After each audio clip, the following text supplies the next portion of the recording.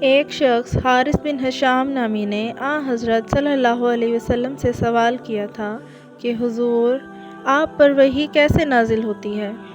آپ صلی اللہ علیہ وسلم نے فرمایا کہ وحی نازل ہوتے وقت کبھی مجھ کو گھنٹی کی سی آواز محسوس ہوتی ہے اور وحی کی یہ کیفیت مجھ پر بہت شاق گزرتی ہے۔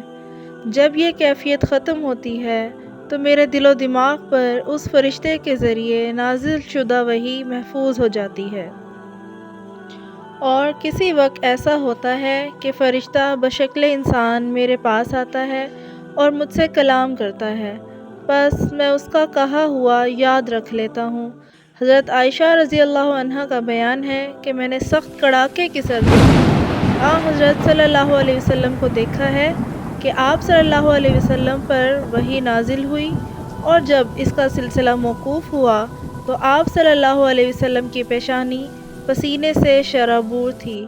صحیح بخاری، حدیث نمبر 2۔